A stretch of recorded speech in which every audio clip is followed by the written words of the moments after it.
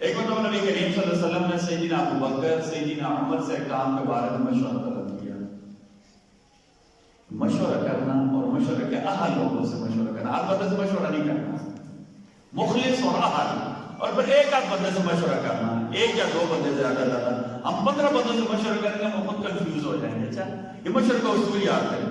اللہ اور اس کے رسول نے مشورہ کا حکم دیا ہے، لیکن مشورہ کا مطلب کھچڑی پکانا نہیں ہے. یہ کھچڑی پکانے کا حکم کہیں نہیں دیا ہے. ٹھیک ہے، مشورہ کا مطلب کیا ہوتا ہے؟ ہم مجبوراً یار بچے کی شادی کرنے کی تایا سے مشورہ کیا، ایک سے مشورہ کیا، کوکر سے نے کیا، مامے سے نے کیا، تو مسئلہ بننے کو کیا ہوتا ہے؟ کھچڑی بن جاتی ہے، معاملہ خراب ہوتا ہے. مشورہ کا اصول یاد کریں. ایک تو بندہ مخلص ہو آپ کے ساتھ، ٹھیک ہے، یہ مشورہ کا معیار ہے. دوسرا، اسے وہ کام آتا بھی ہو، اسے وہ کام آتا بھی ہو. ٹھیک ہے، بس یہ مشورہ کی ٹوٹل فلاسفی ہے. میں انشاءاللہ اللہ اس میں خیرت ڈالیں گے. بہت زیادہ بات پھیلا دینے کے بھی فائدہ مند نہیں ہوتا. آپ صلی اللہ علیہ وسلم نے حکم دیا کہ اپنے کام خاموشی اور رازداری سے کیا کرو. یعنی ایک آدھے سے بندے کو بتا دو تمہارا راز بھی رکھ سکے. یہ اور سب سے آسان کام کیا ہے مشورے کا؟ کہ آپ استخارہ کرنا ہے. استخارہ خود کرنا ہے. استخارہ کیا کرنا ہے؟ خود کرنا ہے. ٹھیک ہے جی، استخارہ کیا کرنا ہے؟ خود کرنا ہے. کسی کو فون کر کے بیوی کا نام بھی نہیں بتانا، ماں کا نام بھی نہیں، یہ بالکل جائز ہی نہیں ہے. استخارہ ٹھیکیداری کا نظام نہیں ہے. ٹھیک ہے جی، کیا مزدوری پر استخارہ کرا لیں؟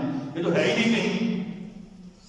ہمیں کہیں نہیں ملتا کہ صاحب کرام یا رسول اللہ تعالیٰ استخارہ کرنے میں لیے آپ تو دعا کراتے تھے. اسے کہیں بھی ہے اس بچے کو باہر نکالو، بچے کو باہر نکالو جلدی کا شاء یا تو باہر نکالو کیا کرنا ہے اسلام.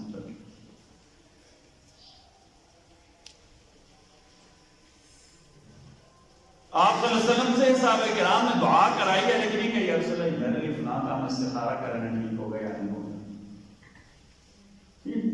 استخارہ کرانا ہے لیکن بیوی کا نام بتائیں. ایک مرتبہ میں نے استخارہ کر یہ کون سی بات ہے؟ یہ بالکل جھوٹ ہے. یہ کمرشل استخارہ بالکل نہیں کرا. خود استخارہ کریں. استخارے کی دعائیں یاد کریں. لمبی دعا بھائی یاد کرو، دعا لمبی ہے تو بھائی یاد کریں نا. لمبی دعا اس لیے کہ آپ یاد کریں. ہر کام میں شارٹ کٹ، ہر کام میں شارٹ کٹ. ویسے تو پھر عزت چلی جائے، مال چلا جائے، ایمان چلا جائے. ہر کام میں شارٹ کٹ. بری عادتیں ہمیں پڑ گئی ہیں. ٹھیک ہے، یہ جو تعویذ وغیرہ لیتے ہیں شارٹ کٹ کی ایک قسم ہے. شارٹ کٹ بول سکتے فلاں کام کا تعویذ ہو، ہر کام میں تعویذ ہو، فلاں کام ہو. بھائی یہ کیا ہے؟ ہر کام میں تعویذ ہو، ہر کام میں تعویذ ہو، ہر کام میں چیک کرو جادو آئی ہے. یہ کون سی بات ہے؟